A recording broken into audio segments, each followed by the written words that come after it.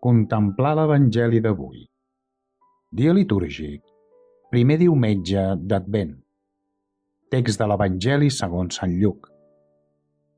En aquell temps, deia Jesús als deixebles: hi haurà grans senyals en el sol, la lluna i les estrelles, i sobre la terra consternació de les nacions, les quals estaran en angoixa pels bramuls de la mar i de les ones. I perdran l'alè els homes pel terror i l'ansietat davant les coses que sobrevindran al món, perquè les potències dels cels trontollaran. I aleshores veuran el Fill de l'Home que ve en un núvol, amb gran poder i glòria. I quan aquestes coses comencin a succeir, redreceu-vos i alceu els vostres caps, perquè s'apropa la vostra redempció.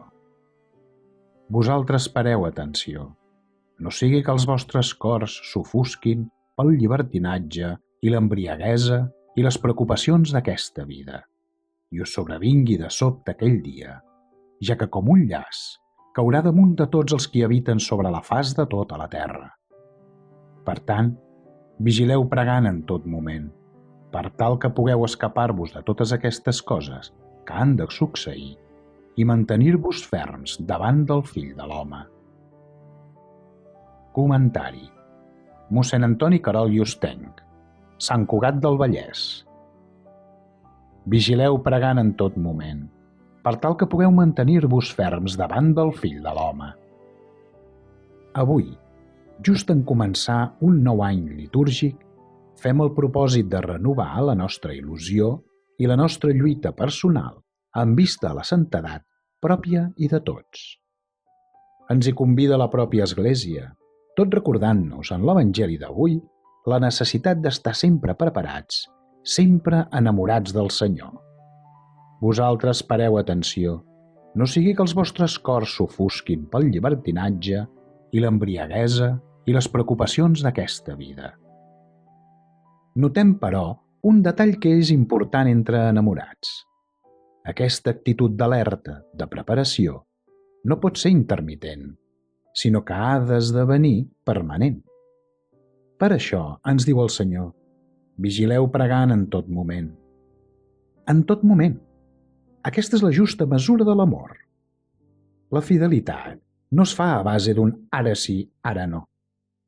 És, per tant, molt convenient que el nostre ritme de pietat i de formació espiritual sigui un ritme habitual, dia a dia i setmana a setmana. Tant de bo si cada jornada de la nostra vida la vivim amb mentalitat d'estrenar-nos. Tant de bo si cada matí, en desvetllar-nos, reeixim a dir: avui torno a néixer, gràcies, Déu meu. Avui torno a rebre el baptisme. Avui torno a fer la primera comunió. Avui em torno a casar. Per a perseverar amb tarannà eixerit, cal reestrenar-se i renovar-se. En aquesta vida no hi tenim estada permanent. Arribarà el dia en què les potències del cel trontollaran. Bon motiu per a romandre en l'estat d'alerta.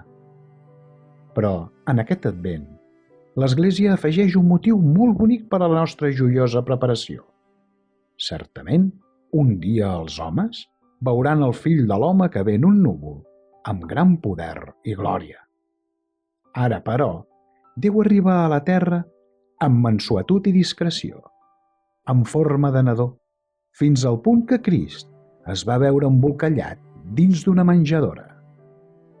Només un esperit atent descobreix en aquest infant la magnitud de l'amor de Déu i la seva salvació.